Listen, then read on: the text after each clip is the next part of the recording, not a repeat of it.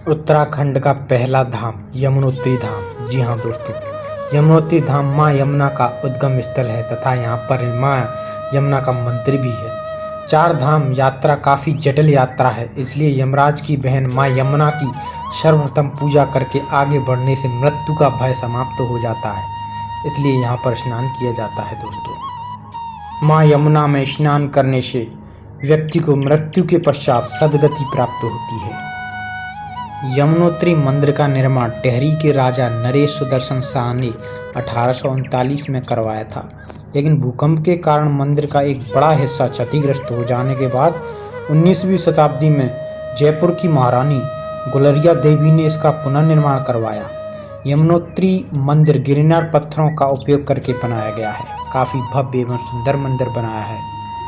यमुनोत्री धाम की चढ़ाई सबसे कठिन चढ़ाइयों में से एक मानी जाती है, क्योंकि यह बिल्कुल खड़ी चढ़ाई है। दोस्तों, यहाँ पर आम बात है सांस फूलना। जिसने पहले कभी चढ़ाई ना की हो वो कपूर साथ में ज़रूर ले जाए, क्योंकि सांस फूलती है।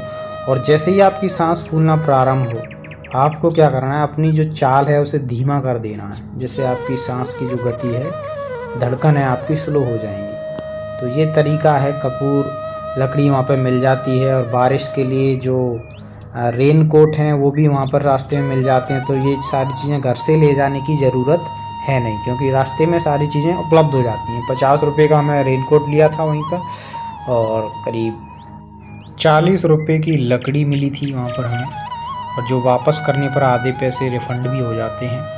और कुछ चीज़ों का ध्यान रखें चढ़ाई करते समय। गर्म कपड़ों की इतनी ज़रूरत है नहीं, क्योंकि चढ़ाई करते समय काफ़ी गर्मी लगती है हमें, और कपड़े उतारने पड़ेंगे आपको।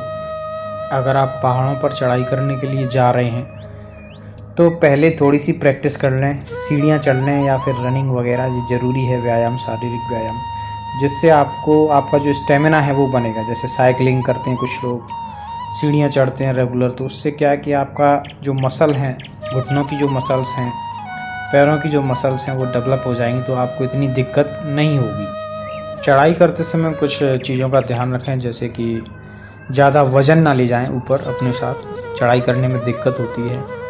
हाँ, रास्ते में पानी मिल जाता है, पानी लें।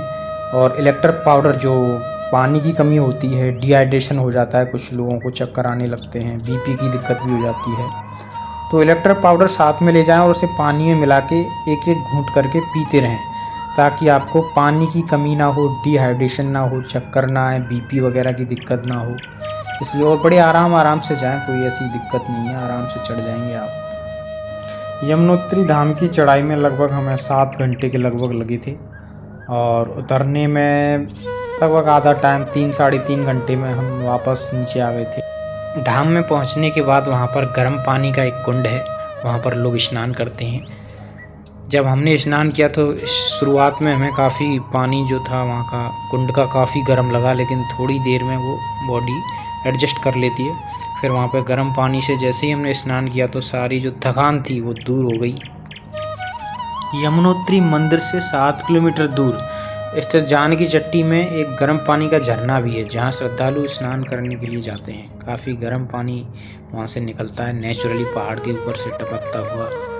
और यमुनोत्री धाम से ऊपर, थोड़ा सा ऊपर ही हम चल के गए तो वहाँ पे हमने देखा काफ़ी अद्भुत नज़ारा था दोस्तों, जिसे देखने के बाद जो हमारा यात्रा का पहला नज़ारा था, जहाँ पर यमुनोत्री माँ और पहाड़ों के बीच से निकलती हुई आ रही हैं, और सुंदर दृश्य था बहुत ही, जिसे देखकर हम काफ़ी आश्चर्यचकित थे और देखते ही रह गए। वहाँ से आने का मन ही नहीं कर रहा था दोस्तों, इतना सुंदर नज़ारा था पहाड़ों के बीच से, और कल बहता सुंदर यमुना माता का पानी, इतना शीतल जल, जिसे हमने ग्रहण किया, पिया, उस जल को पिया, इतना स्वादिष्ट जल था।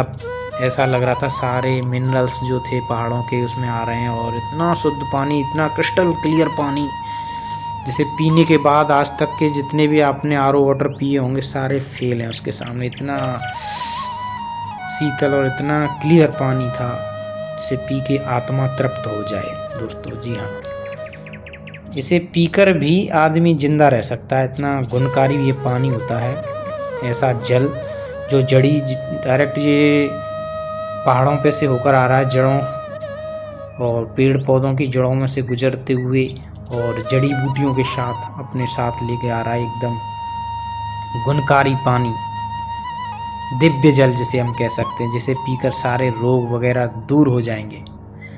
ऐसा सुंदर नज़ारा था जहाँ पर हमने काफ़ी समय व्यतीत किया। मेरी सिस्टर भी मेरे साथ गई थी, दिव्या। ये देखिए उसे चांदी मिली है।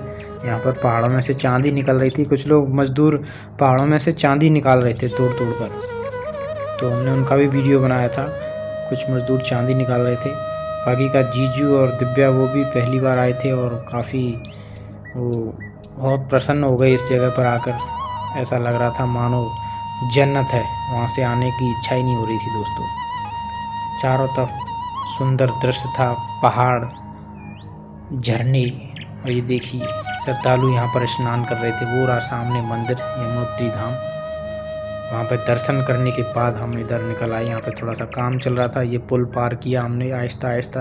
ये हमारे साथ कुछ लोग भी थे, बुजुर्ग, ये भी हमारे साथ आए थे यात्रा पर।